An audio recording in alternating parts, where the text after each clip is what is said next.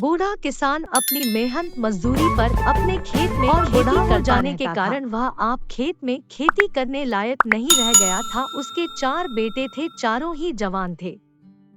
वह चाहता था कि अब उसके चारों बेटे उसकी खेती में उसका साथ दे और हाथ बटाए, जिससे वह बूढ़ा किसान आराम भी कर सके और आराम से ज्यादा खेती करे और बेटों की मेहनत से अपना और घर का भरण पोषण करे।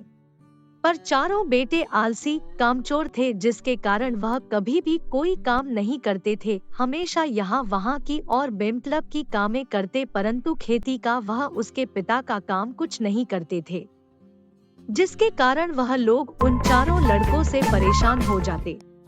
चारों बेटे घर का एक भी काम नहीं करते और हमेशा घर के पैसे लेकर यहाँ वहाँ खर्च कर दिया करते थे। हाँ, बूढ़ा किसान परेशान हो चुका था। वह अपनी इन परेशानी को अपने दोस्तों को बताता और उनसे राय लिया करता। उसके दोस्त उसे सुझाव भी देते, पर उसके बेटे इतने आलसी थे कि उनकी बात नहीं मानते थे। एक बार किसान बहुत बीमार हो गया। उसने मरने से पहले अपने बेटों से कहा कि मैंने अपनी जमीन में कुछ सोने की अशर्फियां गाड़ रखी हैं। मेरे मरने के बाद तुम उसे निकालकर आपस में बांट लेना। पिता के मरने के बाद गड़ा धन निकालने के लिए चारों भाइयों ने बंजर जमीन को खोदना शुरू कर दिया। काफी खोदने के बाद भी जब कुछ ना निकला तो चारों पिता को कोसते घर की ओर बढ़ने लगे। गांव का मुखिया यह सब देख रहा था। चारों को वापस जाता देख उसने कहा, जब खोद ही दिया है तो बीज भी डाल दो, तुम्हारी इतनी मेहनत का कुछ तो परिणाम मिले।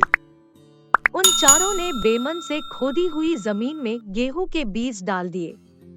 कुछ ही दिनों में वहां गेहूं की फसल लहलहाने लगी। फसल को बेचकर चारों को अच्छा खासा धन प्राप्त हो गया। फसल से धन पाकर चारों के चेहरे खिल उठे।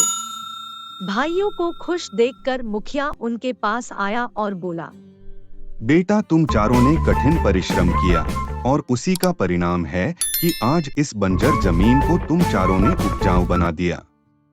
तुम्हारे पिताजी तुम चारों को यही बात समझाना चाहते थे कि मेहनत करने से कठिन कार्य में सफलता हासिल की जा सकती है। इसीलिए उन्होंने जमीन में धन गड़ा होने की बात तुम लोगों से कही।